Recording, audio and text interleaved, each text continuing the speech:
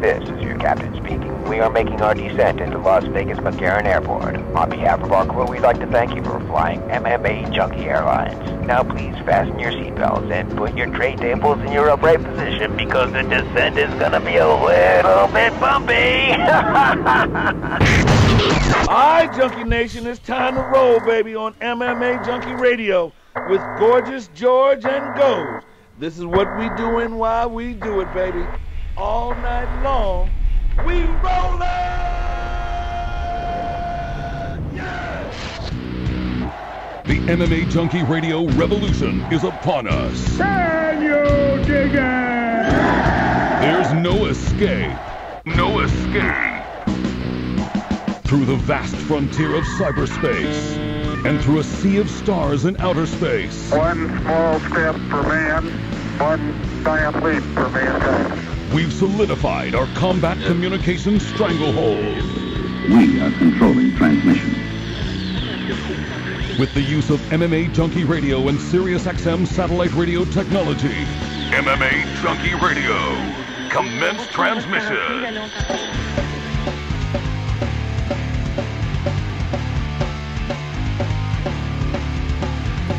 Live from MMAjunkie Radio HQ in the fight capital of the world, Las Vegas, Nevada. Here are your hosts, Gorgeous George and Goes. From the fight capital of the world, inside the beautiful Mandalay Bay Racing Sportsbook, you're listening to the MMAjunkie Radio Show, the only show that matters. I'm your host, Gorgeous George. With me as always is the devious and dastardly Goes, our East co-host. To my left, it's the fight analyst, Dan Tom. Back east producing, Danny Otto. What's up? What's up? What up? Happy New Year. Happy New Year. Happy New Year, gents. Thank you. Oh, man, I have a horrific shoulder pain right now. What's it feel like? On a scale of 1 to 10, dude, it's up there. It's like a 9. But what does it feel like? What happened? I don't know. I must have strained something. And it had to happen while I was sleeping because I woke up yesterday feeling awful. Wow. I went to bed feeling okay, but I woke up feeling awful, so I had to have done it. You know, when you fall asleep, kind of like if you're a side sleeper, you just extend your arm, and I don't know if I stayed in one position too long or what, but it hurts bad, man. I mean bad. I don't know what a 10 would feel like. I guess a 10 would be what happened to Julian, maybe. Those labrum tears. So I don't know if I'm really a 9, but I'm up there. For not having torn a labrum or not having... Did I spit on you? No, I'm seeing like something shiny on my nose. For not having torn my labrum or dislocated my shoulder, I think I'm a 9 or 10. This is bad. Huh. And no matter what I Put do... heat on it? Whether I put my arm here straight or up here, which now I can't do. I was doing it a second ago. It hurts, man. I can't find the spot. I could barely sleep the last 2 nights. Wow. It has been a nightmare, guys. I wish I could really say, oh, my God, 2019. Wow. Not like that at all. 2019 sucks so far? Because of the shoulder, yeah. Oh, man. I sleep like Mr. Miyagi in the bed. That's how I always think about it because I've been a long time side sleeper. And maybe it's because of my shoulder flexibility that I thought I had as a young man and not wanting to tap to Kimuras and stuff. When I sleep on my right side, particularly my right side, I feel like I'm key locking myself at a certain extent. Like where even though to finish the key lock submission, your elbow has to come out here, it feels like it's being flexed, like if you ever had that submission put on you. But I'm laying at a complete kind of horizontal, you know, but it feels like it just because of the pressure on the shoulder. And I've heard other guys and grapplers complain about that. I don't know. I think when you just get older, maybe the joints resting on them. If you're a side sleeper, like you said, George, maybe not as good. I've become a little bit of a belly sleeper. Don't do that. That's bad for your back. Like Michael J. Fox, you put the hand behind your back, like you got handcuffed. Yeah, I was that for a long time. Side sleep or, like fetal, baby. Mm-hmm. Or... Wait, what's the difference between fetal and side? Just your legs? Same thing, basically. I just wasn't sure if you'd know that one. Guys, but that with a pillow between your legs, like there's some certain posture out there. Pillow between your legs, yeah. But if you're a side sleeper, otherwise do the. I have a big body pillow. Lay on your back, But a lot of people don't. I mean, I do a mixture of them all, but I used to never do belly sleep, and now I find myself doing a little bit more than. You guys never seen Back to the Future, but Michael J. Fox, when he's waking up in the morning, he's in that weird pose. You guys never noticed that, where he's like sprawled out on his stomach and he's got his hand behind his back, like a cop was like halfway handcuffing him. Like that's how he wakes up, and like me and my sister would watch it. Like, what was going on? Like, what was someone doing to him last night? Like, and it never gets talked about. It gets completely brushed over, and you're introduced to the character of Marty McFly. Like nothing happened. But I want to go back. What happened? Why does he sleep like that? I used to sleep like the Air Jordan symbol. Like just as stretched out as possible. Oh, man. Your friends must have hated you sleepovers as a kid. All right, guys. I hope you all had a happy and safe New Year. I saw Goes at a concert. What'd you do, Dan? Hung out with my dog. So that's what I did. How about you, Danny? Okers? Okers? Just basically hung out with the roommates. We grabbed a couple drinks, and that was about it. I just wanted to get out of the city. That was my as soon as we wrapped the show and I finished post work, I was just like, I gotta get out of here. All right. Well, had you stayed in the city, you could have caught PFL 11. Did you guys catch that one? PFL was fun. That was something else. I did. That was the plus side of my plans. The first fight of the night made it for me. Anything after that was the proverbial gravy statement. Lewis Taylor defeated Abu Sufyan Magomedov KO punch 33 seconds into the first round. It had everything you needed. For one, it was the comeback story. It was the underdog story. Yeah. You know, when you talk about odds. And he was a junkie radio favorite of the PFL fighters that we had on. And then they had these nice close-ups of his family, that his wife and two kids. And one of the daughters and one of the wife is smiling from ear to ear, jumping up and down. They would even show him pre-fight and post-fight. And I remember pre-fight thinking to myself, oh, boy, if this doesn't go Lewis Taylor's way, God, I feel terrible for his daughters, you know. But afterwards, 33 seconds later, they show them, and one of them is so happy. She's smiling ear to ear. So is the wife. And one of the kids is experiencing the flip side, which is it looked like the older of the two sisters, the one that can maybe comprehend the $1 million a little bit better. Who knows? I don't know. She's crying. It broke my heart, but I was happy for her. You know what I mean? Like, it just them showing those images, that video was like, wow, like that's what we talked about for the last 6 months. Life-changing money. Then Lewis goes in there. Thanks Bilal Muhammad, another guy that I like. You know, it was cool to see them having, that connection. That was awesome. And, you know, they held up the $1 million check. And then he talked about the house is going to get paid off. My kids are going to college. Like, that's literally what we talked about. Carlos Silva's face is glowing. Ray Cefo's face is glowing. You know, I mean, it was really, really cool. And that just started the first of 6 fights, you know, that night. Well, sorry, 6 title fights and then 1 fight featuring Kayla Harrison. But it was really, really cool to see that. Now, I'll continue on here with the results, but I just wanted to at least see what you guys thought of that. Am I being too mushy over here? No. Or did you guys feel I was something more like surprised because I don't know that I had the emotional intelligence to cry for something like that at that age. I would have been more of I would have been this kid, money or something like that, right? Right. But for her to, like, that just shows how much that probably means to the family, how much they've talked about it. Right, how much, the moment, yeah. Yeah, that was pretty impressive. But that fight was amazing, and just the whole night overall. Such a nice conclusion to something that... He nailed him on the temple, man. He nailed him on the temple. It was like almost like a delayed knockout, huh? Like, it looked like he was maybe going to be okay, and then his body just... Blah. Yeah. Well, when he fell, you always wonder if they can immediately, you know, have the wherewithal to get their hands up or start to get up, or sometimes they'll roll in for a single. But you're right, he fell back, and Lewis had a perfectly timed follow-up to that one. Oh, man, I mean, he iced him. It was just one hell of a way to start PFL 11. What do you think, Dan Tom? I think you couldn't have started off with a better way. We've been saying it on this show forever. You know, not forever, but since they started, is just wait till they get to the end. You see someone with a check, and Lewis Taylor was the first person that we got to see with that check. And for the picture that you guys beautifully described, it couldn't have been better. And the fight itself, it was good. You know, he was live for a reason, and you know, I'll be honest, I wasn't sure. You know, I was like, okay, I didn't pick him as a dark horse or a guy who I thought would win when I did my initial article. But as you know, that article was done way in the future, to where I think it was only like 60% or 75% of the roster. Kind of, you know, a good quarter of it changed. So, in my defense there, but that was one of the few divisions where I got a finalist pick right, where I predicted Abbas Magomedov to make it to the finals and win. So for Lewis Taylor to win like that and make it was just a huge, you know, it was really big. I mean, I know there's a lot of names that casuals or even some hardcores might not be familiar with. But he beat some legit dudes to get there and showed up when he was supposed to show up. And you look at his career where it stretches back from, I think he might have been signed at the UFC at one point, and I forget it didn't fall through. And then they brought him against, as an underdog again in the Bellator. He beats that guy, and you just see how he's been around and paid his dues, and just never really had that break fight. It's not that he was ever went on a big losing streak. He just never really had that break, and PFL gave him that break, and that was pretty cool to see. Yeah, he said so as much too in his post fight.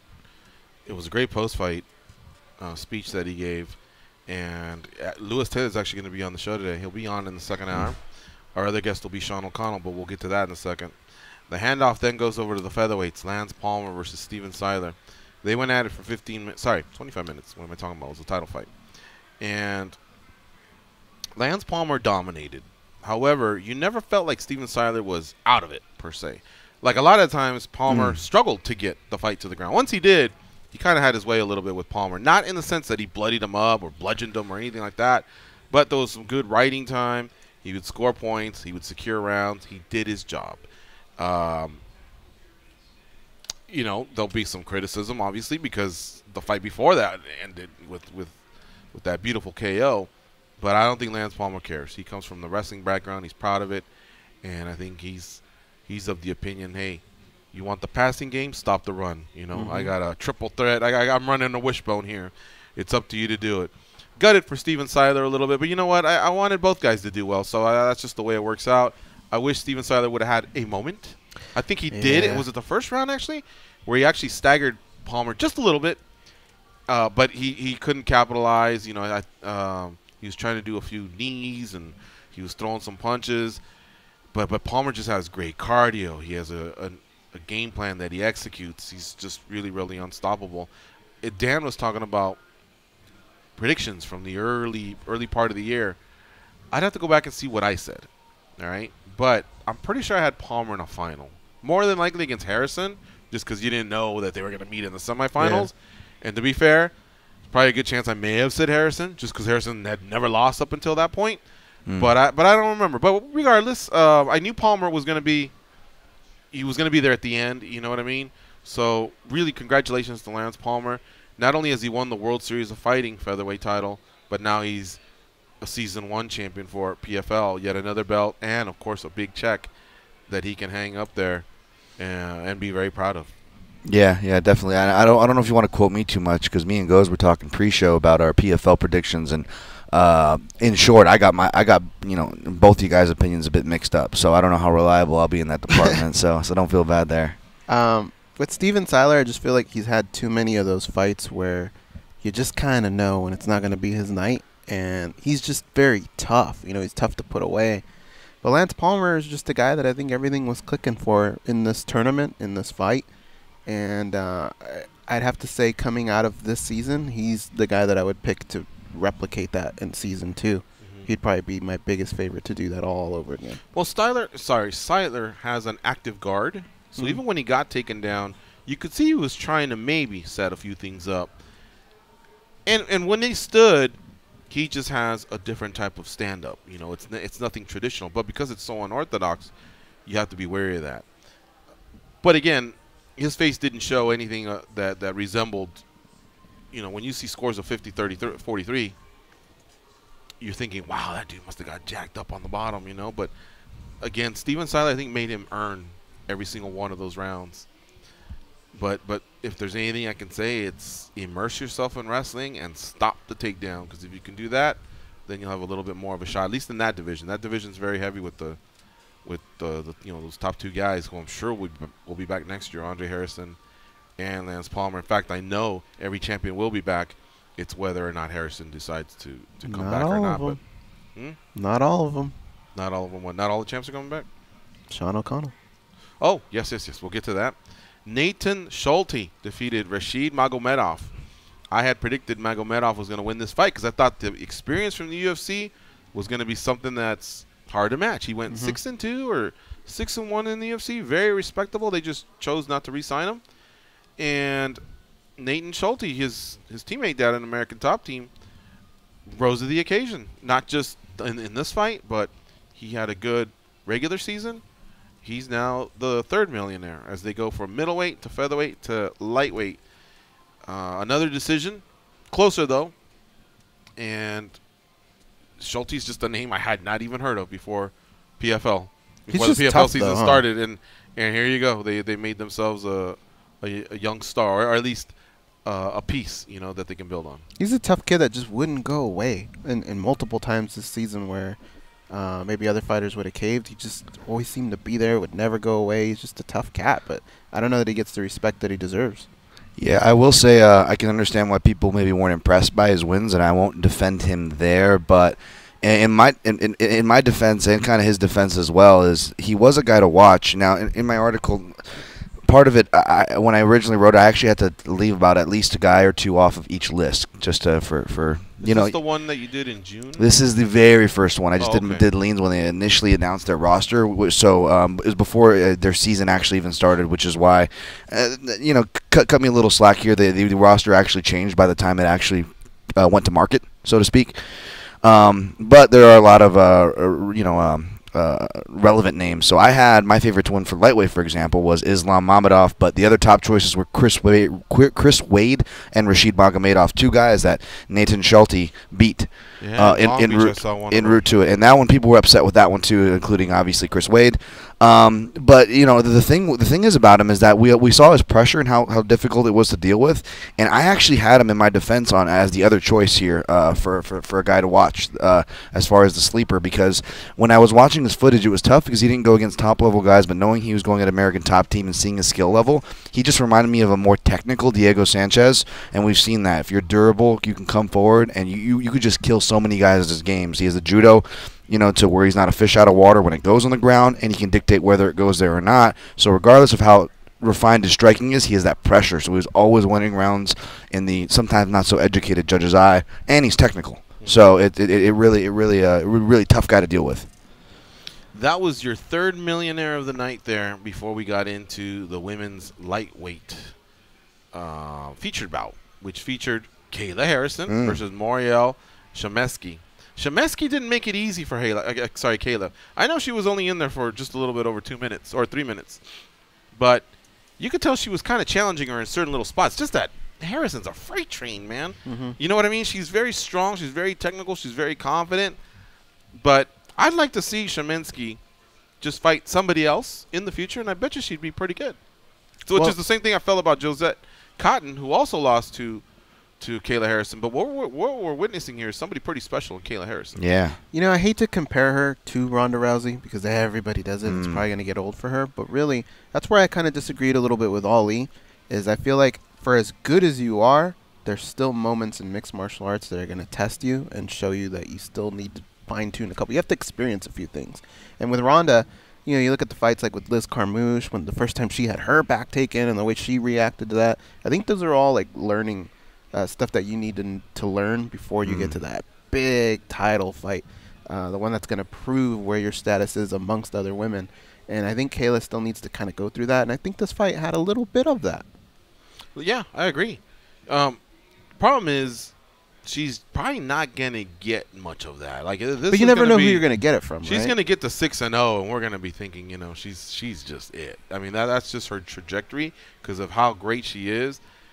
What you're going to have to find is somebody that can stop the judo throws or the wrestling takedowns. And if you can, now you got to hope you find somebody who can do that and then light her up standing. I don't know that many. I don't even know that many women featherweight. Now I got to worry about women's lightweight. She's very dedicated to maybe building this division. And frankly, I don't know if she made it to the UFC if that's what the UFC would want, but it sounds like that's what the PFL is willing to give her. So she keeps emphasizing that there's going to be a tournament next year for $1 million and that she's going to win it. But we asked Ray Sefo, and he had not committed to it just yet. So we got to hold our horses there in terms of whether they're going to have a division. You got to come up with 12 of them, and then 8 make it to the playoffs, and then from there we crown a champion. You just saw what happened with the UFC. They had, 8 women compete to be a featherweight, and most of them are dropping to 35, or the other couple just aren't going to make it into the sport. It is not easy at that division, and frankly, I don't know that I want to see it. Do you guys? Here's my thing.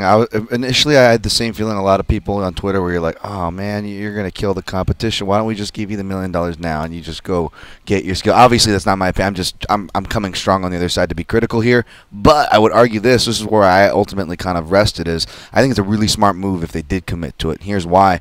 Yes, you're like, yes, her skills up here. Yes, the other girl's skills seem to be up here. Yes, the overall sample size is difficult to pull from. Do we even have that many?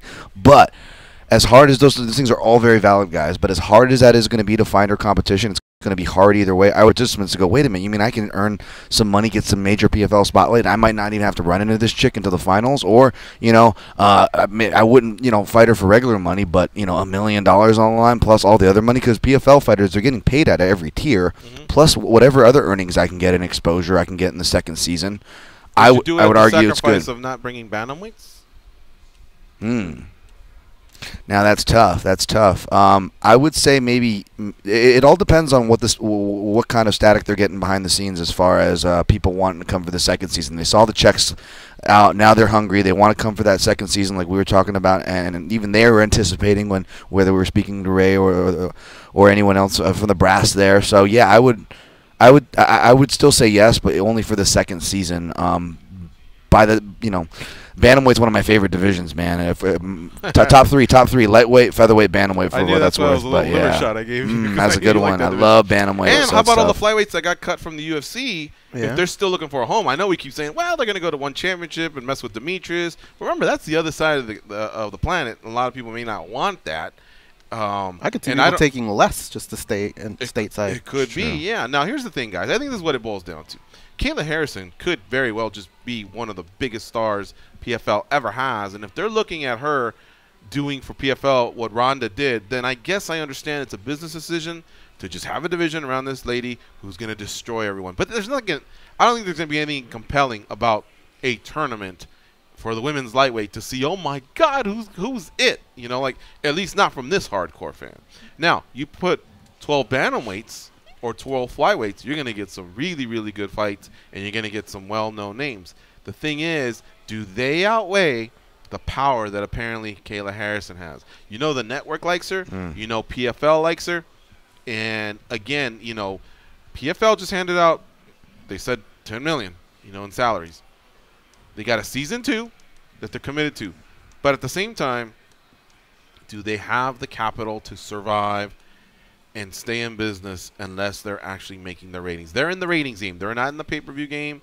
They're not in the digital, the platform. They're not getting subscribers to anything like that. They just need to get ratings on NBC Sports. And if she's one of the ones that brings it, then, guys, we're going to see it. But otherwise, I don't have very much interest. Now, I wouldn't mind seeing her on every card. If you put her on every card, that's fine. If someone can beat her, awesome. Kind of like an Andre the Giant thing. You know what I mean? But as far as building a tournament, not this hardcore fan. I'd rather see bantamweights and or flyweights. I'm on another island. I don't want to see another tournament. I'll tell you why. I would rather take that $1 million. Here's one thing that I have to imagine PFL knows is going to happen, but they don't necessarily matchmake. People fall into seeds based off of what's going on in the regular season, and because they've already done this once, they're bringing back 4 people from each division. That's what they said. Yeah. You're going to get a lot of fights that are probably going to happen again. And I don't want to see the same guys fighting each other over and over. So what I would rather do is just take that money and really get some decent talent to mix in with those people. Because we don't need another division. You're talking about women's lightweight. Keep the other 6? No, for everything. Don't add any more weight classes. Just add talent. Use that money for talent.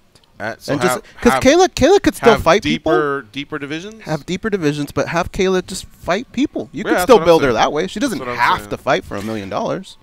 Good points. You got to imagine kind of to what Goes is saying, there is going to be a limit to that. And at a certain point, maybe it makes sense to use money and allocate it elsewhere.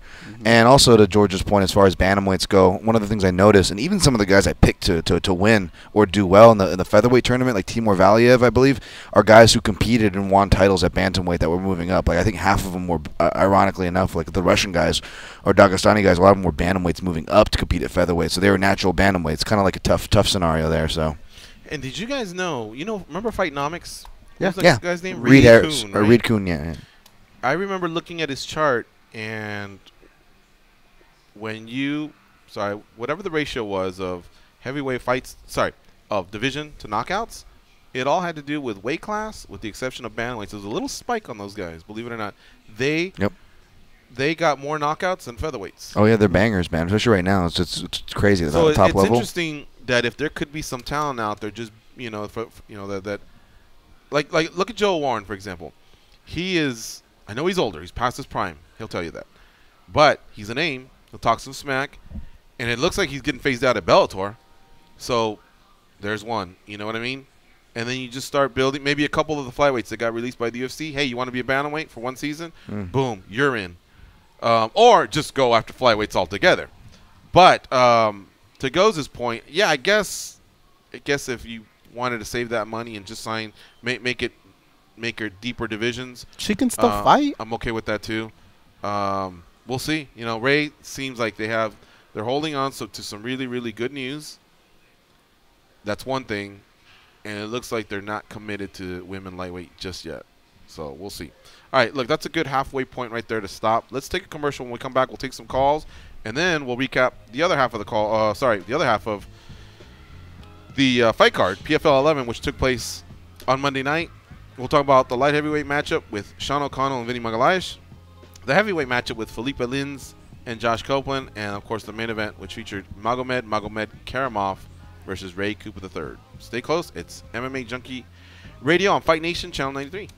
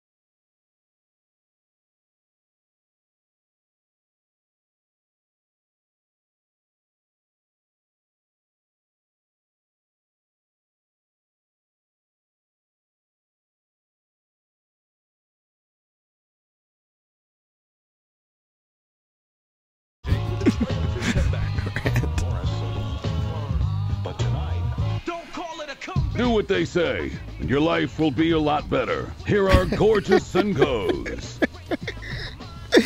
Tonight at 10:30 Eastern, Russell Westbrook and the Oklahoma City Thunder step onto the court against the Los Angeles Lakers. Listen to the game on NBA Radio, Sirius 207, XM86, and streaming on your phone, or at home on Sirius XM connected devices and speakers. What's so funny? This might not translate. I know Dan. PFL, because it was a great season for those guys. You pick. We got Brian from Boston and Showtime. Ooh, Brian from Boston. Brian actually just dropped. It's been a while. Good because I wrote Showtime because Brian from Boston. Well, I hadn't finished anything. I said Brian from Boston would be a good guy to bat Showtime in. Showtime, he's our leadoff hitter. What's up, nice. Showtime? I wrote Showtime down. Showtime, it's your time. Don't let us down time. Showtime, some other time or what? Oh, there you are. Okay. Yeah, sorry about that. I had the phone on mute. I was back there with my grandbaby, and she was watching TV and playing, so I just had it on mute the whole time. What's more important, us or the grandbaby? Oh, man, you know the grandbaby, man. Come on now. But you know you guys are my brothers from another mother, though. I hope y'all had a good New Year's, good Christmas and stuff, man. But thank you, sir. I'm feeling so good, man. You know, I've been on this dark horse, man, the whole time, telling you about how underrated this guy was, man, and for him to come in and blast this guy, John Jones, like that's Lewis Taylor. I'm just kidding. Yeah, just kidding. Yeah. Hey, but you know what? And I'm gonna tell you this. The kid that he knocked out, I actually like that kid too, man. Oh yeah, he's gonna be tough, man. That's a lesson learned for him to come back. And I was telling some other people in the main event, I actually had I picked the right winner in that too, because I just felt like the Hawaiian's aggressive. You know, he's so aggressive, and that the other kid was gonna be smart and kind of use that aggressiveness against him. You know, which he did. Mm-hmm. And it was a good night of fights, though. I sat there with my family, man, and you know, some of them don't watch a lot of MMA, and they actually was like the product that they saw, you know, so that was a good thing for them. But I'm gonna tell you this: think about how many UFC guys and Bellator guys and guys in other top organizations sitting around watching that and seeing these guys holding this check, and they fighting for 10 and 10. Or, you know, I'm wondering who, when their contract come up, may want to come over and take a run at that. So I'm wondering how many guys that may be free agents that are going to kind of come take a run at getting that $1 million payday, you know, because that was big, man. I'm like you. When I saw Taylor's little girl crying, I mean, that was like heartfelt, man. And looking at the families of these, you know, these guys crying, you know, that was emotional, man. Very, very emotional. Hey, Showtime. And that is the $1 million question: is how many people were motivated? You know, who else had their emotions stirred? Like a fighter that's sitting at home, and they're in the middle of a free agency right now, or they're one fight away. Because next season starts in May, for anybody that's wondering. So if you got to fight to get out of your contract, you know, get it done in February or March and test it. You know, use that leverage. Because as you see, PFL came through. I mean, unless these guys start making noise, hey, the check bounced. You know, I mean, I'm expecting this to be a very successful season, and I thought they had a big spotlight on Monday night. Go ahead, guys. Showtime, how do you know Lewis Taylor? Because he actually, like, right before it all started, he's like, you got to get my boy on, you got to get my boy on. And I'll be honest, when people do that, I kind of go, nah, because we've had times before where they do that, and it just doesn't work out. And that's how we booked him through Greg Savage or whatever. But you know him? You know him? Or Lewis Taylor? He just said, you got to get my boy on, you got to get my boy on. So we looked him up, and he was actually pretty dope. And see, this, I'm gonna tell you this. I met him out in Vegas. I was out in Vegas for a show, for a card. I'm trying to think. It was me, Pam. Who was it? I think the guys from Chicago. We were just sitting there. We were sitting in the lobby, man, of one of the hotels, man. And he just walked through, him and Bilal Muhammad. And he sat there, man, and talked to us for about 20 minutes, man. And we just ended up chatting. Then we became friends on social media, you know, on Facebook. And, you know, we would chat. That's why I say, man, this guy is so freaking humble, man. That's what I love about it, man. He's so humble. And we chatted and chatted and chatted. And that's how I actually had his phone number goals when I was trying to get, telling you to get him on the show, because I've been following this guy, man, from, when they were World Series of Fighting. A lot of people don't know he gave David Branch all he wanted and some more when they fought. That was like Branch, one of his toughest fights over there. So I've been following this guy the whole time, and we just became friends on social media. He don't know me as Showtime. He know me as Ramondo, because that's who I am on Facebook. But we chatted, man, and the guy just so humble, man. And I've been pulling for him, and I believed in him, man, because I saw the guy was hungry, and then just from us chit chatting, he was hungry. And when a guy hungry, just like O'Connell, the guy with the most talent didn't win that fight, but the guy that was the most hungry, and you was gonna have to kill both of those guys to get them out of that ring. And that's what I like. And a lot of times when it comes to sports, it comes to who has the most heart. And O'Connell had the most heart. You was gonna have to walk him out. He wasn't gonna quit. And not to knock Vinny, because I don't know what his injury was, man. But I knew on that fight that if it didn't finish in the first couple minutes, the fight was gonna be over. Sean was gonna find a way to win, and he did. And Lewis was hungry and found a way to win. Yeah. All right. Thanks for the call, Showtime. We got to move on. But I'm glad you enjoyed PFL like we did. Brian from Boston? He's back? Brandon from Louisville. Brandon from Louisville. What's up, Brandon? Hey, boys. How y'all doing? Good. How are you? I'm doing good. So we're officially in the ESPN era of the UFC. Don't know if you all noticed, but I logged on to my ESPN Plus account yesterday. They have already uploaded a wide variety of old pay-per-views. A bunch of main events and co-main events as well. A few special mini docs, I guess, the 25 for 25 stuff they were doing. And they've released their schedule for the ESPN networks for the 19th, the Brooklyn card. Cool. So they're going in full tilt. Yeah, I noticed some commercials, and I also have it in my notes to go get ESPN Plus. I think it's $4.99. Yeah, same here. And so I have to go hook that one up. And, hey, I think this is something, a lot of us took personal because ESPN kind of shunned MMA. If you've been in the sport long enough, you'll remember that. But, I believe they're making up for it now. By giving the UFC, a chance here on their network, which is tremendous. They call them the leader for a reason. And now what I'd like to hopefully see is them also not just saying, hey, look, we just know you guys are a bunch of numbers, but we're going to shove you off to the side. No, I'd like to see them really, really support the UFC. So I'm gonna obviously give them 90 days to see how they're going about this. But they do seem very organized and buttoned up, and and it looks like they're welcoming MMA with open arms. So I mean, all's forgiven for the past. Took you long enough, ESPN, but hey, we're happy to have you. Exactly.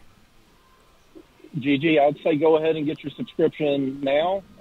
This weekend, they're also the U.S. home of the English FA Cup. Ooh, okay. Hey, now you're talking. In fact, yeah, I think on the 5th, I know Man United plays today, and then they got to play Saturday again. So thank you. Good tip there. All right. Thank you, Brandon, for the call. All right, guys. So we will get back into PFL, right? But I just want to throw out a couple big things here. Okay. Gustafson's Alexander Gustafsson, who just lost to John Jones at UFC 232, he's contemplating a heavyweight run. I don't know if that just means, hey, someone asked me, I answered. Never say never. What are you guys' thoughts on that? I don't like it. Me neither. I don't think he has the frame. I don't think he has the power. I just don't think the UFC if you don't have can power, afford you got to have the speed, and he's just not that guy. Yeah. I don't think the UFC can afford to lose another light heavyweight. I really hope he just dust himself off, get better, and maybe someone else takes out John Jones and you can beat that guy. Or maybe you get an eventual third crack, because it's not a very deep division, and I don't want to tip my hand in regards to the daily debate, but I would like to see Alex stay. Okay. You have any thoughts? Heavyweight or stay? I wouldn't hate it. I just want to see the guy be able to. He still can make some money and perhaps make some opportunities. I mean, it's crazy. Things shift around and fighters shift around from divisions and opportunities open up. I think he's earned himself to be in the mix of either division. All right. One other bit of news. I'm gonna jump back to PFL. Satoshi Ishii has already signed with PFL, so that's one heavyweight I guess we can count on. Yeah, that's a nice one. There's a signing. CES MMA, which used to be on Access TV, is moving to the UFC Fight Pass, starting with a January 19th event in Rhode Island. Solid move. Yeah. And the UFC declines to renew the contract of longtime commentator Jimmy Smith. Now, he was with Bellator for almost 10 years. He moved over to the UFC, and after 1 year, they said, "No, we're good." That really sucks. Yeah. I thought he was awesome. Me too. I loved him even from Bellator, and even gained an even more appreciation for him. You know, this year I started actually doing breakdowns for Bellator officially. Obviously, I watched Bellator before, but you know, when I do my breakdowns, I get to go back and watch older stuff, and it just seeing what he did got me so excited. You know, and appreciated him more. So to where when he came over this year, this was, you know, he only had an exactly pretty much 1 year run. And I was, you know, I was not surprised. I was very impressed, and not only like the commentary guys, but he even killed it on the desk. Like he wasn't able, you know, not just, you know, not stumbling his words and bringing who he is and his knowledge, but two different Jimmys. And I don't mean that in a bad way. Like, you know, there was a Jimmy that was color commentary, and there was Jimmy that was on the desk, and I think he hit it out of the park no matter where they put him. He's very humorous. He's very professional. He's very polished. He's very knowledgeable. I mean, he's got all the check marks. Plays well with others. I think what's missing though is, and this is me obviously knowing why they didn't sign him. They're very public about it. They want UFC fighters to fill those roles. Yeah. But here's the thing. I think the one thing, like if I was to give him 1-9 instead of a 10, is that little it factor that kind of DC brings on Fight Night a little bit, where he's just joking. You know what I mean? But you got to take him serious because he's so great. And Cruz, he may not be joking and making you laugh, but again, he's overwhelming you with the technical talk, and he's very sarcastic, and he'll get into it with the others. And I think that's just something I think they wish Jimmy had a little bit of each one of those. Or even Bisping. Bisping, again, is another guy that just comes really hard and is brutally honest. But again, I think that's why the UFC wanted to go in that direction. Is that correct? Is that the way it should be? No, we want somebody calling fights who appeals to the fans in that other way. But I think they are borrowing a little bit of WWE. You know what I mean? And wanting their guys to also be a little bit of an entertainer. Yeah, no, I don't disagree, and I could totally see why that is. But I guess selfishly, I always kind of root for guys like Jimmy because even in my position, I mean, it's not an analyst of any sort, whether you're a broadcast analyst or an analyst in whatever form you want to consider me on, which would be more toward the bottom of the totem pole. No harm, no argument for me there. But it's all kind of similar to where, man, like what George said, if you got a fights in your background, it's going to be that much easier. I mean, to be honest, I probably would have ended up, fighting in some cage or another just because I've just done so many other martial arts that I needed to get that experience. And even at my age and my health, I still want that experience in a different way. But part of me also did it because I'm like, you know what, maybe a tough enough or a small organization needs someone to call fights. Because ultimately, that's all.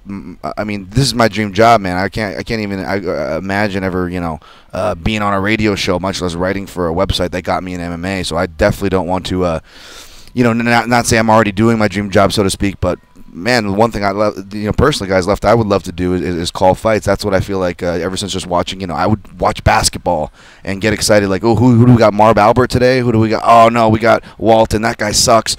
And, I would have opinions. I would get more excited for the call team. I'm getting sidetracked, you guys. I'm glad you went down the road of basketball, because check this out. You ever see that guy, Jeff Van Gundy?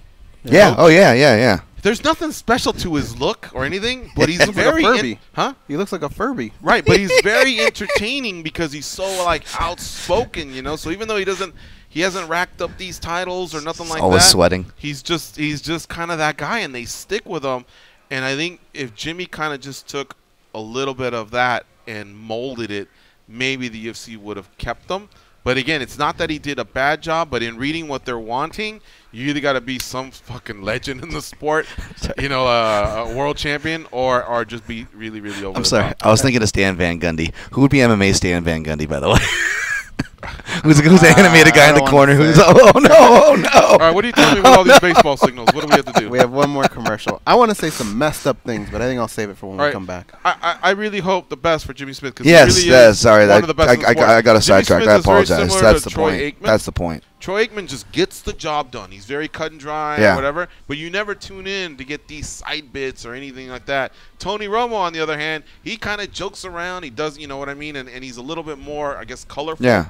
I think that's, if I had to guess, I think that's what the UFC was maybe missing from what they wanted out of Jimmy. All right, let's take another break here, and then when we come back, we'll talk about these last 3 fights in PFL, which include Sean O'Connell. He'll be one of our guests, as will Lewis Taylor. 20 minutes into the second hour is when we'll be talking to them. So stay close. It's MMA Junkie Radio on Fight Nation Channel 93.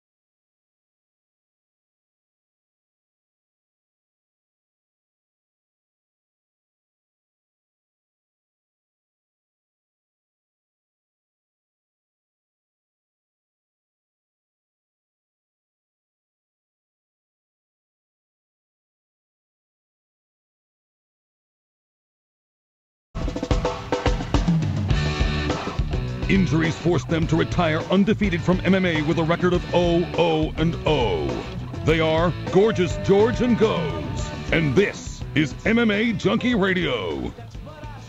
Man, you guys need to get the radio channel numbers and a link to listen to your favorite NFL, college basketball. We're back. But it seemed like Goes gave me an exhale. Like, what's up, Goes? What happened? Well, can I be a dick for a second? Yeah. I'm very upset at Jimmy Smith being let go. Yes. And I'm going to tell you why. I'm glad you didn't let that go. I feel like no matter who you are, a year is not enough to figure out what you have with a broadcaster, especially in the situation that Jimmy Smith was brought in, where he was working with almost a new team every single time, different combinations. In broadcasting, chemistry is a big issue. It's a big deal. That's why when you're watching the NFL, they have a lot of commentators, but they don't all switch around. Could it be that he got it's the caught same in the whole team. Fox to ESPN transition? I don't know. Maybe. But I doubt it, though, because anybody that will listen to him knows that guy knows what the hell he's saying. He works as a teammate, not as an individual. Yes. This is the problem that's going on right now. I love the fact that they're using fighters, but not all of them work in a team environment. They work as individuals, and they sit there and they try and it's like they're trying to prove to you why they should be there, and sometimes they say a little too much. And I love Dominic Cruz and I love Joe Rogan, but I don't like hearing them together because they don't feed well off of each other. Sometimes they try and outdo each other, or they try and prove points. There was points this past card where John Anik didn't even say anything for like 3-4 minutes because they were talking so much.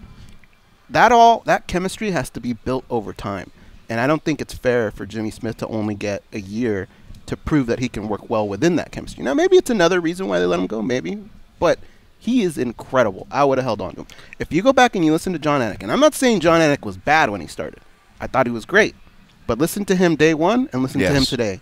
And tell me there isn't a big difference between that guy, who he is now today. And that wasn't his first broadcasting gig. We've heard him in other places. So it's not like you could say, well, he just came out. I mean, he'd been doing it for a while. It's still, when you go someplace new, it takes time. I don't think it's fair. Can I add to that one? Because I feel bad for sidetracking on the last segment, and selfishly, I might add, I felt bad with the original point. Yes, I was upset with that too.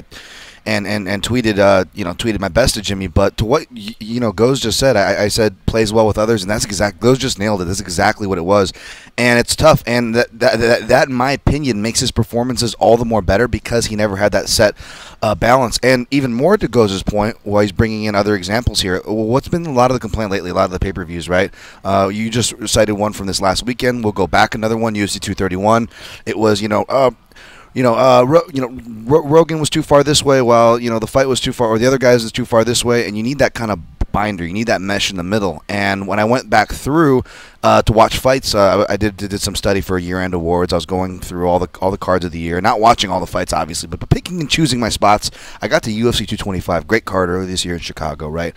And we had, I think, the Anik, Rogan, and Smith combo, and it was great because even when Rogan would do his Rogan things and kind of go out there in left field, Jimmy would compliment his point, but as well kind of grounded to what's going on. You kind of see that traffic copness, and I like it. And it's who didn't get enough credit for that too was Goldie.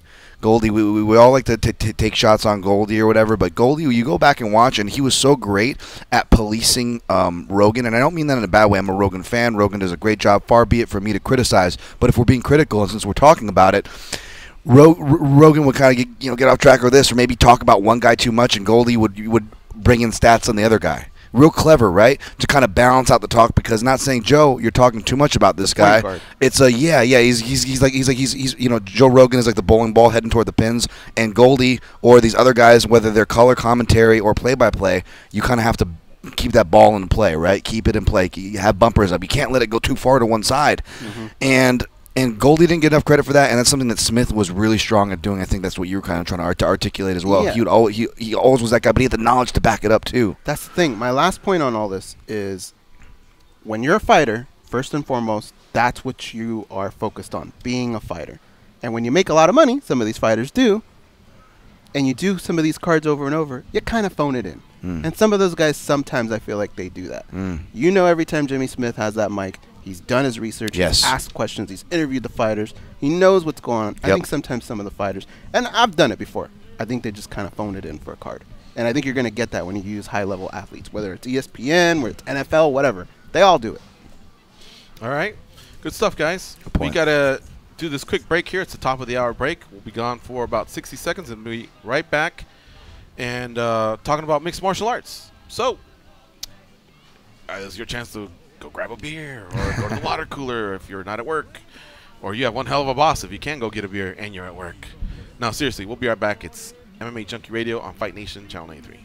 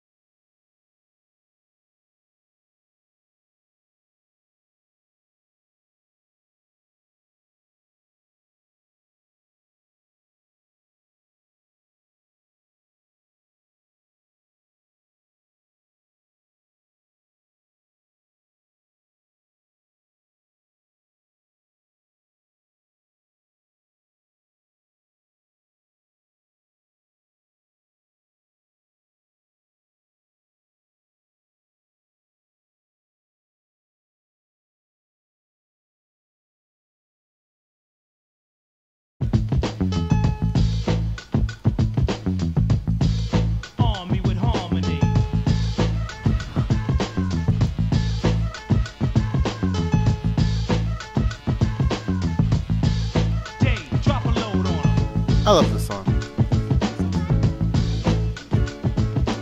You know what I remember about this song? What? I vividly remember asking you what that means, OPP, in front of Dad, and you trying to explain it without saying it. What did I say? I don't remember your explanation. I remember you started laughing and then you got red, but I know it wasn't the right answer because then you told me the right answer later. Oh, okay. Did you see that Texas Longhorn almost try and run over the Georgia Bulldog? Yeah. Wow. How could they even put them in the How same did they vicinity? stop that? They just kind of grabbed his horn, kind of like, get back over here, you rascal. Mhm. You know what I'm thinking? Wow, like that's a 2,000-pound animal, right? Yeah. I thought for sure. Maybe more. For one, you're not supposed to wear red, and that's exactly what the Georgia Bulldog was wearing. Two, he's just another animal. I think animals sniff each other out and go, I can fuck you up. What's up? You know? Oh, yeah, I saw that, yeah. And but they managed to grab him. But I really thought that could have been worse. Not only that, not just the Georgia Bulldog was around, but remember the Texas Longhorn has his horns, and they're very sharp and pointy. And just anybody else could have got gored. Mm-hmm. I'm not worried about the people. I was only worried about the dog. It was like that scene in Independence Day where all those people are getting torched by the, in the tunnel, Yeah. and like there's like families getting torched, but the dog makes it. Everybody in the theater's like, yay! Look how sharp that horn is, though, man. I know. They couldn't Look put at like that, a cork look at on the end or that. something. Brushed up on someone. We were talking about this earlier, and I think whenever you have, like the dog, he had a leash on. So he had every right to go, dog, if you're going to have a leash on me, you got to get me out of these situations. He did you got get to him pull me out. out The guy faster. did grab him like that. Almost. He's got to be quicker than that, though. I mean, Otherwise, you got to let me fend from my life. But if you're going to put a leash What on do you me, want him you to do? got Like a hammer throw in the I Olympics? think so. If a fucking bull's coming at you, wouldn't tell me you wouldn't grab Max and just launch him? Well, then I'll kill Max. Nah, you wouldn't kill him. Okay. I- Thinking of grappling moves that you have to try that thing. I'd probably Jesus. carry Max like a football. That's what I've done before when we've come across dogs and something's happened. Mhm. I have pulled them and almost grabbed them. But you wouldn't have time to do that with that longhorn coming at you like that. I know. I Any think re- you'd just yank on that leash. Any wrestlers who are familiar with bull riding, there's a term cow catcher, that move. Does that come from that at all? Because now I'm looking at like how you'd have to hold a bull, I don't know that there is anything. I've always wanted to do the gosh. riding of the bulls. Me too. Yeah. Yeah, it's in Dan, we're July. waiting for you to say me too. Me too. Would you do it? Are you drunk enough? Sure, man. That'd be fun. Have you ever seen those guys that are like patting or they're like hitting the bull in That's the head as dumb, they run? right? I wouldn't do that No, one. no. I would just but run. I'd be like, you guys over there 100 meters away. Listen. Ready? Go. Then I'd run and just say I was there and run for a little bit and then kind of like If I'm going to be a guy that dives Escapes. over, then yeah, maybe if one passes, I might slap him on the ass and then dive over. But yeah, I'm not going to just keep running. Oh, they'll stop and they've come back too. I feel like the kid in me always wanted to do something like this, but the adult in me can justify it by saying, you know how many freaking hamburgers I've eaten to where like I can't even at least give one of them a shot at me Probably for smell one it on time. You know what I'm saying? Like how many of these bad boys have I taken down? And you guys do, all of us listening, right? How many of these bulls have we taken down? You can't even we at least owe them one shot, right? Mhm. Right? Come on. Yeah, my sure dog record, if it's posted above my head, that bull for sure I is just going don't want to through me. get gored in the thigh, I mean, or the hamstring, or the ass, or Well, where would you? huh? That's where I would take No, it. I mean if I had to. I've seen them when they've gotten not the horn, but they just kind of get picked up and thrown up in the air. I You can know what? live with however I land, but it's just the goring. Oof. You know what, man. guys? When it comes to beef, I think we're a bit like Floyd Mayweather when it comes to Tenshin Nasukawa. We were gonna do this on our own terms when it comes to beef. We're all hypocrites in that I'm glad sense. you brought that up, actually. Well, let's finish PFL, and then Sorry. we'll talk about that quick. Throw and that then, in there. And then we got Lewis Taylor. You're right. We didn't really chat about that, did we? That Was happened it a later thing? that night. Yeah, it was. Okay. It was all right. All right, so Sean O'Connell defeated Vinny Magalhaes. It was a corner stoppage between rounds 3 and 4. And look, it was going Sean O'Connell's way at that point. And I've yet to get a clear answer. It looks like the head coach, Eric Nixick, was the one that stopped the fight. There was communication between fighter and coach. Mhm. But they kept looking at his teeth, and I wonder if he had any sort of a broken jaw, or who knows, man, because they were hitting each other really hard. Vinny had a great moment in the first round to submit Sean O'Connell. The bodies were dry. He had time to work. He had good dominant positions, but Sean O'Connell was able to weather that storm. And I'm not sure if you were here, Goes, and it was Dan and I, or if Dan wasn't here and it was you and I. But I remember one thing saying, if you're going to beat Vinny, the first thing you got to do is just get out of round 1, and see how his cardio lines up with your cardio. That said, I did pick Vinny to win the fight. But I remember saying, get out of round 1 and let's see where the fight goes. Because Vinny's been so dominant that when someone does stand up to him, then, you know, I want to see how his mindset's going to be. And that goes for anyone that's just been steaming. I would even say the same thing about Francis Ngannou. You can't just go in there with Francis Ngannou, you know, up until Stipe and those other guys, you know, get the hold of it. You just got to get out of the first round with Francis Ngannou and then see what he presents then. But Sean O'Connell, man, he had great submission defense. I thought his fighter IQ went from high to low because there was times when he was engaging Vinny by going into his guard. Other times he'd just kick him. Other times he'd just strike and then get the hell out. He almost got leg locked. I mean, this fight was really, really, really cool. Then there was times when Vinny was striking and putting it on Sean O'Connell as well. He actually wobbled Sean O'Connell, but it was more of a striking match than it was a grappling match when it mattered, and Sean O'Connell just was the guy that came through. You know, he really, really tagged Vinny. Vinny had a great chin. Sean had a great man. That was an awesome fight. Sean's a Terminator, dude. Yeah, he just takes shots and Sean keeps coming and coming. Sean won the fight, retired on the spot, held up the $1 million check. He had an entourage with him. I mean, that was really, really just a great night for Sean O'Connell. Congratulations to him. I'll just say I feel dumb. Like I had Eric Nixick's number. I could have just texted him. I was curious too, but I kind of just I don't know anybody, not whether it's fighters or coaches in the corner. I try to give people space. I'm sure you guys are the same right away. You're not hitting them to book them right after the fight, right? But I did hear on Chael's podcast on the way in this morning. I don't know if he said it was a shoulder injury or something, but it was an injury where it wasn't so obvious. I know the commentary, you said jaw. The commentary said maybe it was orbital because we saw some swelling start happening right in that orbital area, which is is painful as well. But I think he might have said a shoulder or something, and that's why it wasn't even so much of the gas tank. And I guess Chael spoke with somebody who was there and was saying that, yeah, that's why he was shooting in that middle round, more for strategy, just because he really couldn't offer much. And but after a round of just failing, obviously, like we saw, there was nothing left, or at least he felt nothing left that he could really do or give, and maybe that's why I told the corner to call. Obviously, we got to talk to Vinny and guys like Eric themselves, but for what it's worth, that's what I heard on the way in this morning. No, it's a good catch. Him and Vinny, anytime Chael's ever had a stint as a coach, he's always brought in Vinny Magallanes. Yes, they share Clayton Hires as one of their coaches, so I know those guys are tight. They're buddies. He probably spoke to Clayton, but Vinny, he was cognizant of an injury, and I thought his face was swelling, so I thought it might be the jaw.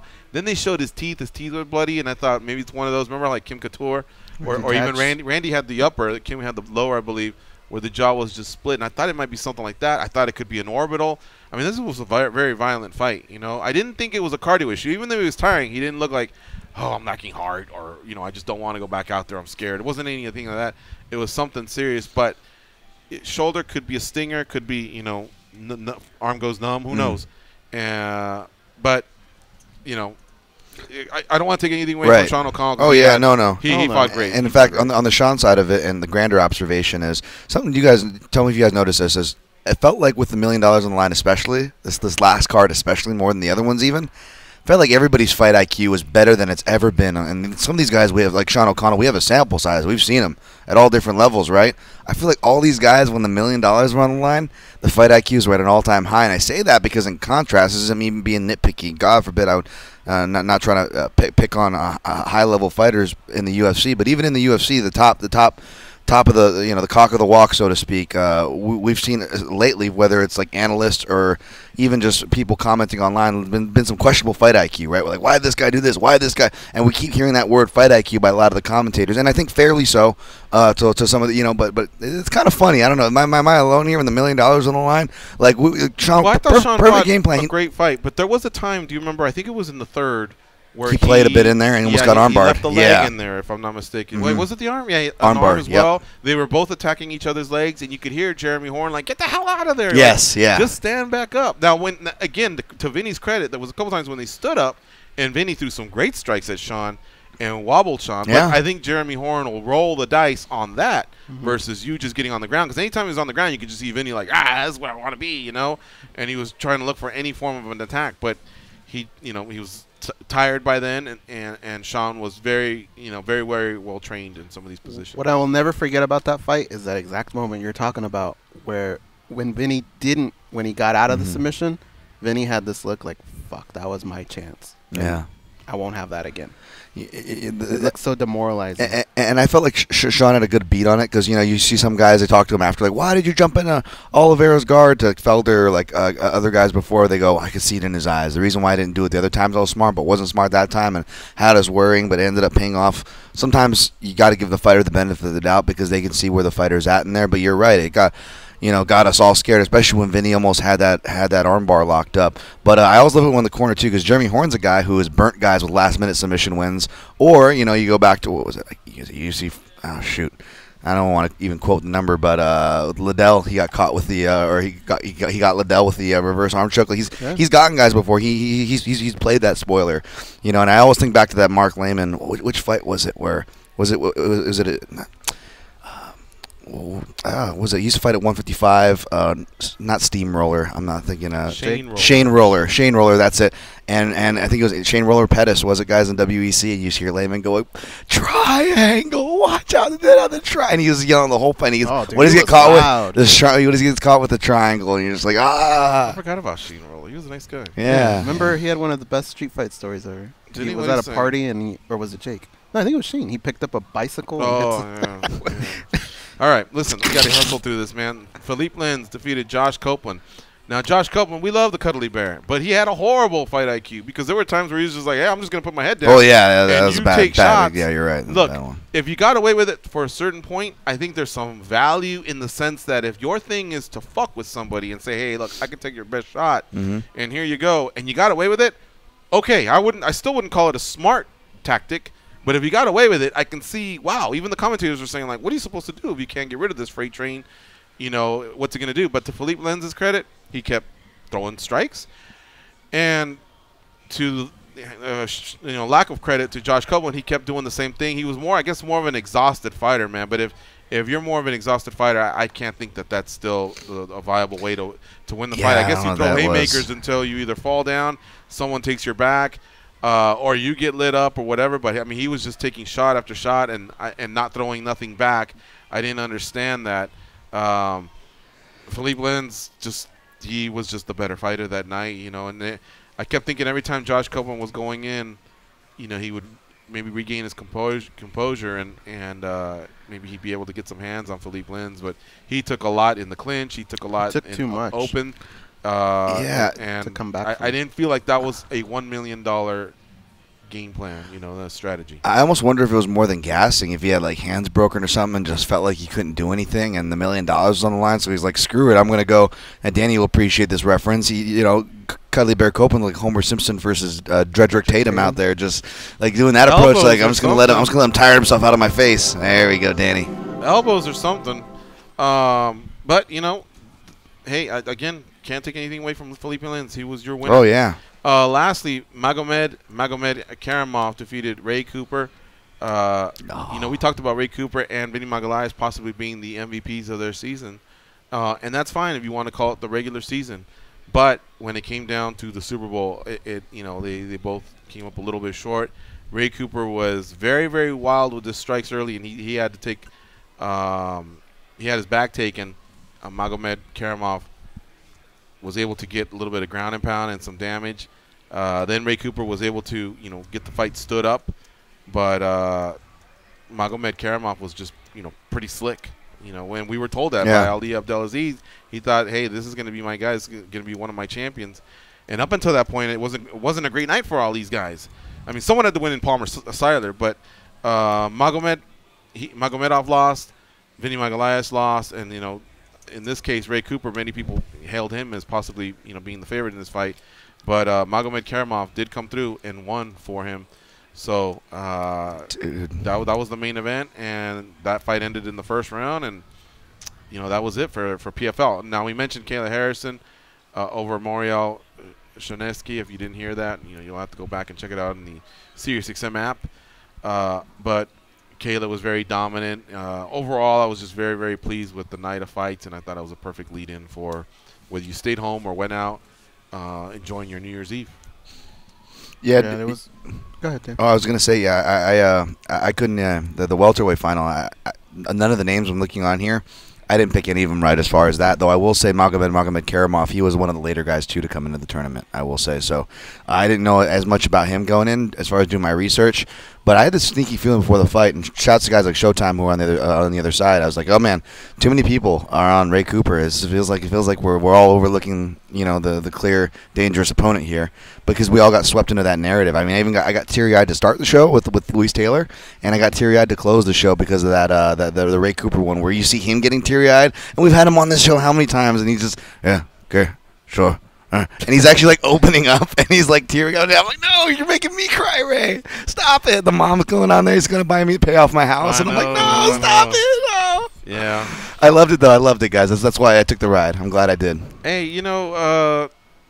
it's not like he wasn't brilliant, throughout the season. Oh, yeah, no. In the playoffs, but he just got matched up against someone who took advantage of submissions, lack of submission defense.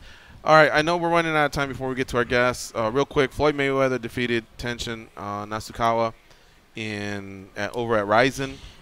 Look, real quick, I think aside from the fight, what people are wondering is if it was a fix. It didn't look like a fix to me. Nah. There's no need for it to be a fix. He's the greatest boxer that ever lived. And even if you slow it down, there was at least one clear punch. The second knockdown was very clear when he came in with like a scoop punch, and Nasukawa, fell back on that one. The other ones, he was kind of like doing the Roddy Piper dance, and I think that's why a lot of people were suspect. But if the Japanese are going to do that, I would think it's your guy that you want to win, And Floyd takes well, I don't think it's a fix, but there is something. I've seen this floated around. And it's true. It's very different over there. They take the wins and losses very different. But even that, they wouldn't even mind even their superstar taking the loss. There's like this narrative. There's a reward for like, a valiant battle, but he came up short. That's almost worth as much, if not more. To battle, and he never battled. He got one punch in on Floyd. He threw. He got one. A lot of punch guys wouldn't Floyd. even throw because they'd be so afraid of getting tagged because he's so quick. But he battled. I think it would have to be like a Rocky Balboa 1 script. Hey, he battled Apollo even though he lost, but there's nothing to get over. I hear what you're saying, though. That's why I'm not thinking it's fixed, by the way. But I'm just saying that as far as like culturally, that does exist. Now, whether or not that translated in that fight, whether or not it was a fix, that's not for me to say. I don't think it was. For what it's worth, George was saying the scoop punch, that landed. I think that the one you got to look at is the first knockdown, right? Because you can say, well, they overreacted and knocked down one or two. Well, how much damage did he take on the first one? And the first one's what everybody's questioning, but I've seen clips that are really unfair, and they're showing the right hand that misses him and him go down. But that clip doesn't show is a check left hook actually lands right before that. And I would argue when a left hook lands on a southpaw, that's one of the more shocking shots that you can land on a southpaw, because as a southpaw, we're so used to owning that angle of the exchange. When the left hook comes over, it creates a devastating effect. See Yves Edwards versus Hands of Stone, Sam Stout, and it creates some of the most devastating knockouts when the orthodox fighter lands on the southpaw. Now let's just place that it's the best boxer of all time is that orthodox fighter Floyd Mayweather. So, Can whatever. I say something crazy, guys? Go ahead. We have to hurry though because Lewis Taylor's next. Go ahead. If it were a kickboxing fight, I'm not so sure I would take Tenshin. I think Floyd still would have beat him. He was that much quicker. He's bigger. He's bigger than him. Yeah. I mean, I don't even think that would have mattered. Tenshin's a little guy. I've been around Floyd, and Floyd's a little guy. But Tenshin was just I couldn't believe the size difference. All right, listen, we got to take a break. We got Lewis Taylor ready to go. It's MMA Junkie Radio on Fight Nation Channel 93. Stay close. We'll be right back.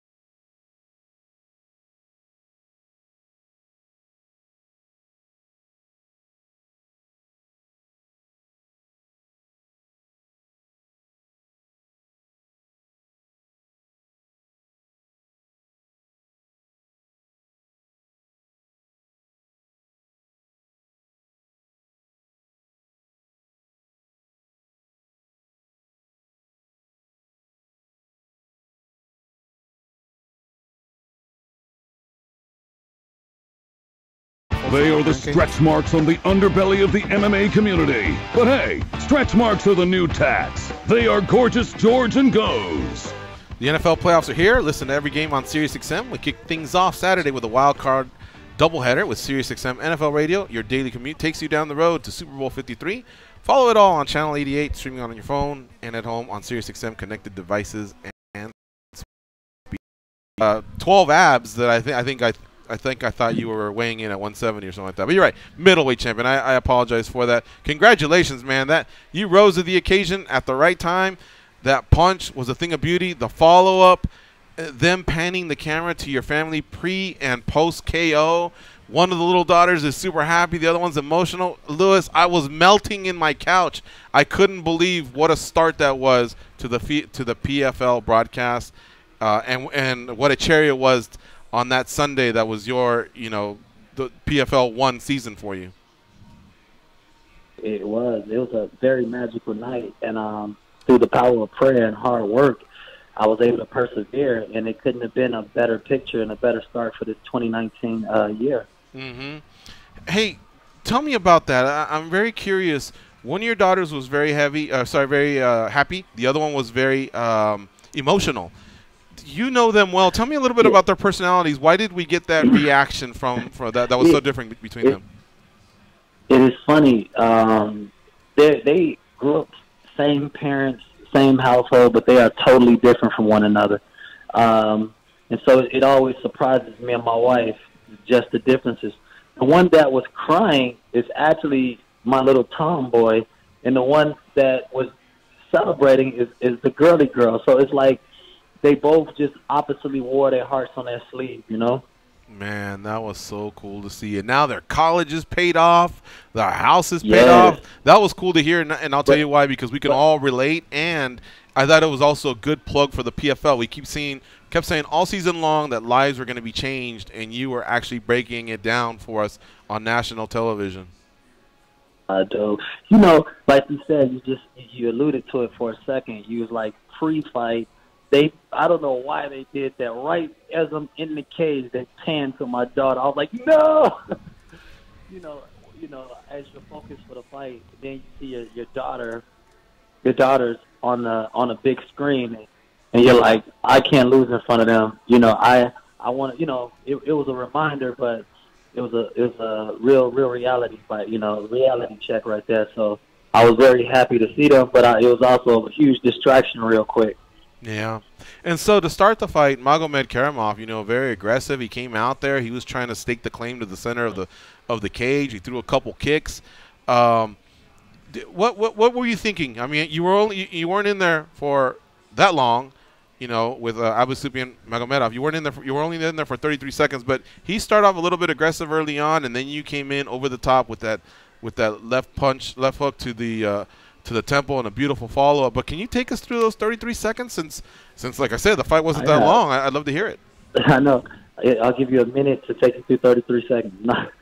But like you said, he came out and went fast with the rear kick. It sounded off real good. And then I was able to kind of catch a rhythm with his kicks, and so I tried to meet his next kick, and we collided off of inside kicks. But once I realized that he had the reach advantage for legs and arms. So once he stepped in and to throw the inside kick, and I realized that, all right, I'm in my range now, Mm-hmm. And so that's when I decided to get busy, and I was blessed. The first punch I threw him, floored him. It dropped him, and I saw he was out. But unfortunately, as a fighter, I know that once you hit the floor, sometimes the floor will wake you up. Right.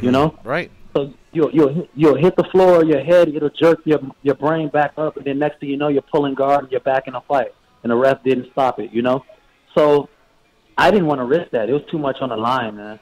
I didn't want to. I was like, skip this. I got to make sure this is over. Exactly. No one's blaming you there. That's for sure. Hopefully, no one's blaming you, because that's not the time to walk off. When there's $1 million at stake, you don't walk off. Then you go in there and you finish the job. And if the referee can tackle you before you get to him, okay. But until they say it's stopped and they waved it off, the fight is still on. And we've seen many people recover from a punch like that, whether it's the impact of their head hitting or the fact that maybe they already recovered. A lot of fighters can take a punch like that and recover. But I mean, I had a 44-second knockout early in my career, and it would have been sooner, but I knocked him out in like 30 seconds.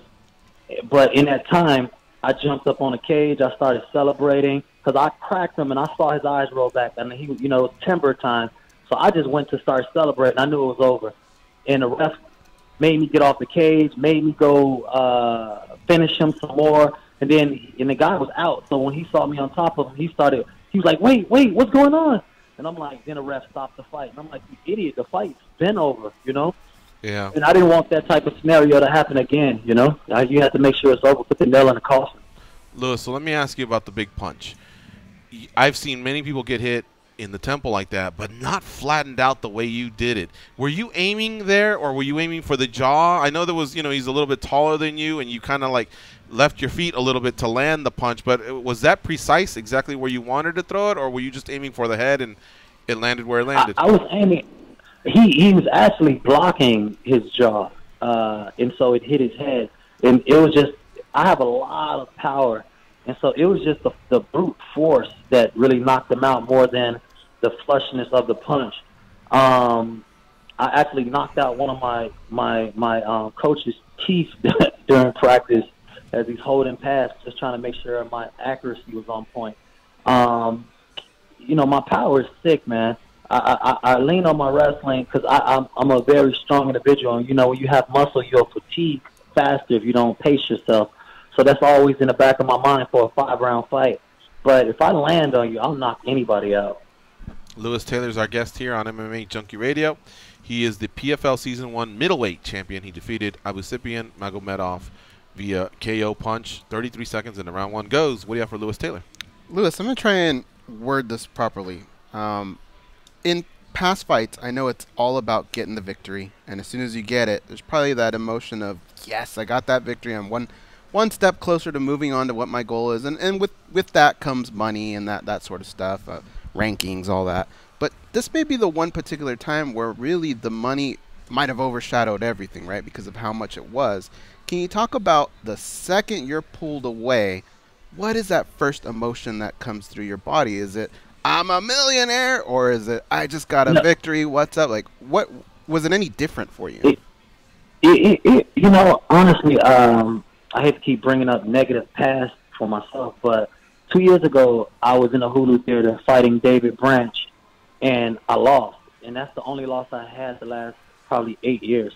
And everybody wrote me off, like David Branch is some type of chump who or whatever. But I was in that situation, and now it's okay. But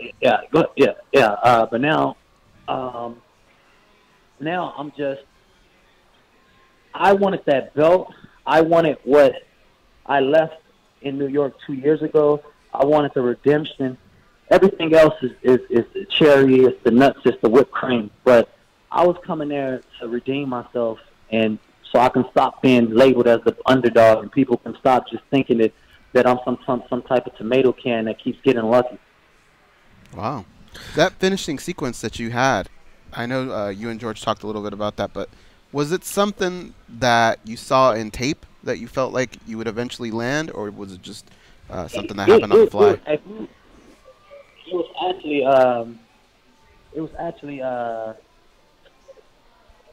my coaches. We wasn't necessarily tape, but we knew he had the reach. We knew he liked to inside, outside, move out on angles. I actually anticipated him moving the opposite direction, but he really messed up moving straight back. I think my speed caught him off guard a little bit. So by the time he started stepping, it was already too late, and he didn't fortify his block, and so he just ate. He felt my power flush very early, and it was night time. Sleeping pills, baby. All right, Dan, Tom, finish up. What do we have for Lewis Taylor? Man, Lewis, last week I talked to you. I said, who's the master? You said Show Enough, which is correct, but I got to argue now. Now, if anybody asks you, we got to say Lewis Taylor after your performance, sir. Would you not agree? I would agree, but I think we so old they're not gonna get the reference. Yeah, I know what you mean, man. But I get the reference that you said when you said of you being an underdog. Now, that sounds very cliche. All fighters have chips on their shoulders, Lewis, and we hear it a million times, but it resonates when someone like you says it. And that's probably why someone like myself was literally just teary-eyed, a man sitting at home crying by himself just because I was so happy for you, man. Because if you go back, for listeners not familiar with you, you came up short against Joe Riggs and Strikeforce, but, I would argue that, when you were brought into Bellator, if I look at these guys' records, again, people were, labeling you off, I would argue, as maybe the underdog, maybe the guy we can put someone over.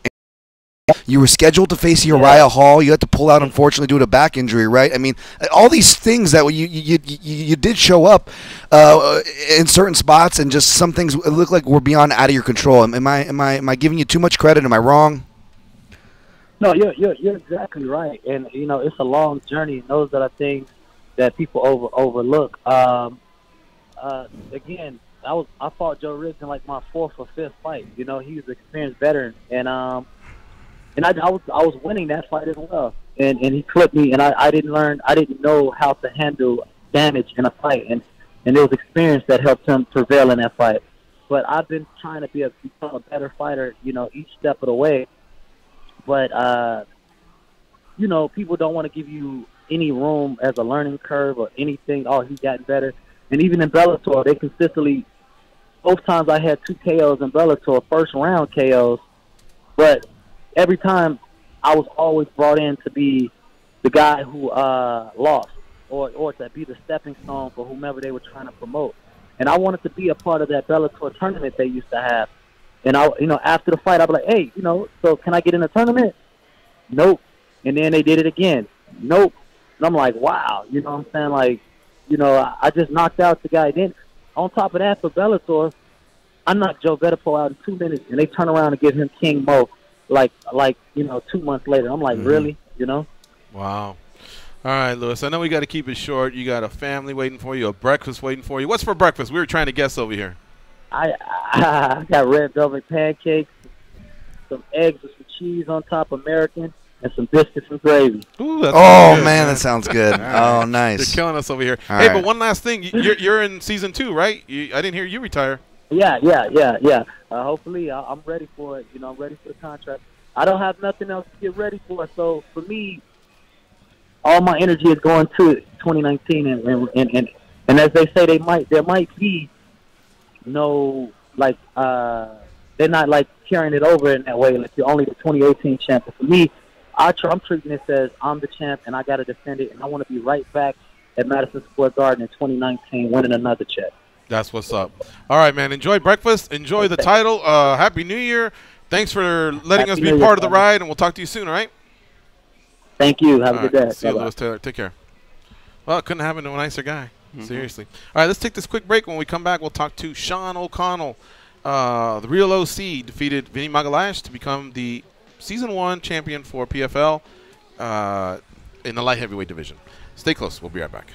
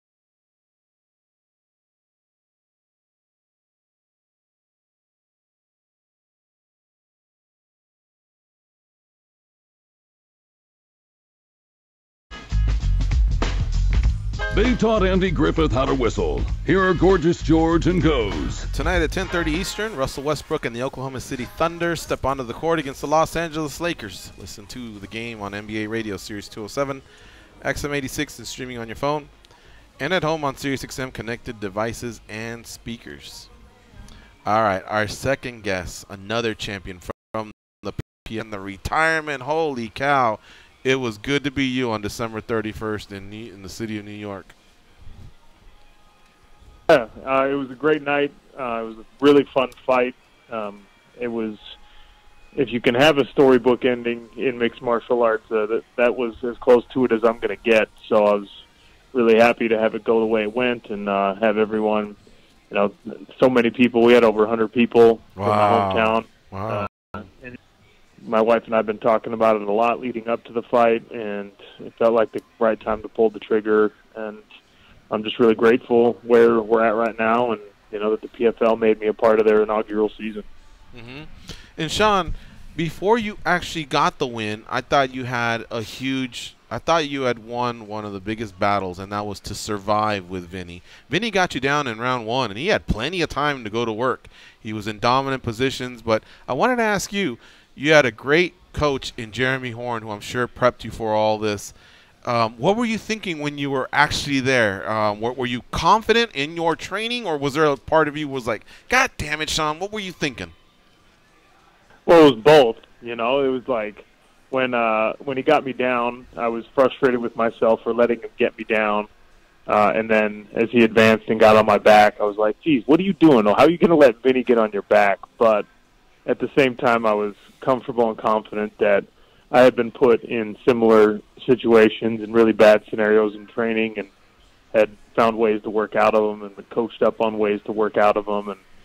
And you guys saw that I was able to do that. And I was pretty happy with that because, as everybody knows, Vinny's a guy that on the ground is as good as anyone else in this sport. So if you can survive with him on the ground, then you can probably beat him in a fight. And we had talked about leading into the fight. Jeremy emphasized, look, if he gets you down, don't make big mistakes. Mm-hmm. Don't do stupid things and get desperate to try and get back up or to try and get out of a bad position, because he'll just make it worse for you. Do the little things, go step by step to improve your position, and eventually you'll get back to your feet, or the ref will have to stand it up, or the round will end, and maybe you'll lose the round, but you won't lose the fight. That's why having a coach like Jeremy Horn is so important, because he's been in every scenario in mixed martial arts, good and bad, and he can walk you through it, and that's exactly what happened. And then we went to work in rounds 2 and 3.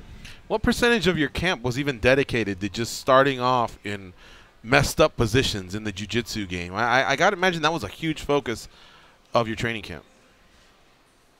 90% of camp. Yeah. It was, we knew that I would have the advantage on the feet, and that I have enough power that if I was able to hit him, it would probably hurt him and draw him outside of his game plan a little bit and outside of the things he was really good at doing. So I had to be in a situation where even if I got put in a bad spot, I could get back to my feet and unleash and get back to my feet and be able to use my power and what striking advantage I think I did have over him. And so every day in the gym, it was getting big, strong, scary black belt dudes, having them start in side control, start in mount, start, on a single leg takedown or on a double leg takedown with me on my butt.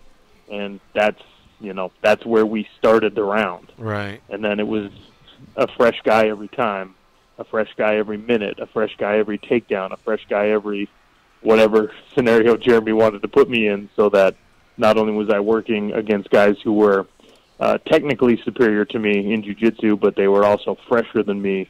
And when you get through that in training camp, you can handle it in a fight. I love hearing this stuff, Sean. As you know, we go 5 days a week, 2 hours a day. We talk to a lot of people, and a lot of people, I often hear them say, hey, I worry more about me, what I'm going to do to them.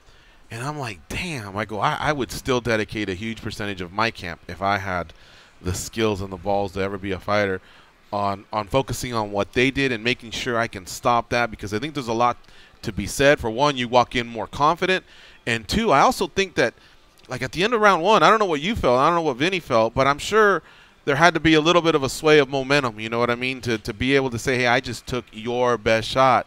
So I'm glad to hear. This is so compelling hearing, you know, so interesting hearing all this stuff you're talking about this camp and how it went down. It sounds like you and Jeremy really came up with something masterful. Well, yeah, and you know, I think that Jeremy was mic'd up, and I'm sure PFL is going to edit that and cut it and hopefully give us a little retrospective of exactly just how dialed in on the game plan and really how the fight was going Jeremy is and Jeremy was. After the first round, he's like, look, he's tired now, and if you stuff a couple of shots or you stuff his first shot, it's going to start going really bad for him, and that's exactly what happened. He got more and more frustrated. He got more and more tired. I was able to land more and more in those exchanges. Jeremy actually called in the third round when we were walking out for the third round. He said, this is it. This is the round that he's going to go down. And huge credit to Vinny because I hit him very hard several times in round 3, and he made it back to the stool. He just didn't make it out for round 4. You know, in regards to chin talk, credit to both of you. He also, I remember, wobbled you one time. He surprised me. He was cracking pretty good. There was times where on the feet, he had some really impressive stand-up. And, of course, you just were nailing him with those hooks. I'm telling you, man, I know you can't rewind time and go sit in the stands, but if you did, you'd walk out of there going, fuck, that O'Connell-Magalhaes fight was awesome, because that's what I felt. But anyway, I'm hogging up the stage here. Goes, what do you have for Sean O'Connell? Sean, going in, Vinny was arguably the MVP of the entire season. I mean, he was getting out of the first round. No scratches on him. That being said, you took $1 million away from him. What do you say to a person after you do that? Did you guys have a chance to talk, and what were your words to him? I said, you know, thanks for a great fight. Thanks for playing along and having fun with the goofy weigh-in stuff. I'm impressed with what Vinny has done with his own career. You know, he and I were in similar situations as far as being mixed martial artists who had been on the big stage of the UFC, not having the success that we wanted, having to find like kind of a backdoor, an alternate route to the big stage into the high-profile success that PFL set us up for. So I had a ton of respect for the way he had rededicated himself to being a complete fighter, and I tried to convey that after the fight and wished him well. And you know, I don't think he's retiring. I think Vinny will be back for season 2, and I think that he'll be a favorite heading into season 2 because he's still got all of those formidable skills. And now you'll probably see him focus more on cardio and being able to last deep into fights, and you know, that guy will be a nightmare to deal with. So it's hard to find the right words to say when you've been in there with someone and you've been communicating with your fists for the last 15 minutes. But, you know, a lot of respect to Vinny and to the whole camp down there at Extreme Couture. You know, his coaches, Eric, and everyone else had a good game plan for him, but we were just able to land a couple big shots and then execute ours a little bit better. So there's got to be winners and losers on every fight night. That's the tough part about this sport, is that, you know, 14 people showed up at the PFL finals. 6 fights were championships, so 12 guys were fighting for a championship, and only 6 get to go home with that $1 million. It's heart-wrenching when it's not you. But I'm really happy and fortunate that I was able to put together a good game plan and execute it. And, you know, Vinny will be back, and he'll be doing impressive things either on the jiu-jitsu mat or maybe back in the cage soon. All right, Dan Tom, our fight analyst, he's got something for you. What do you have for Real OC? Hey, Sean, I just got one question. But first, I just want to, obviously congratulate you. PFL, really surprised me, sucking me in with the stories. But not just saying it because you and Luis happened to be on our show today, but honestly, both of you guys were my favorite stories to follow. October 13th, I was just already moved from watching your fights. You spoke loudest on that night and spoke loud this night as well. So congratulations. But just the last question, or random question here for you.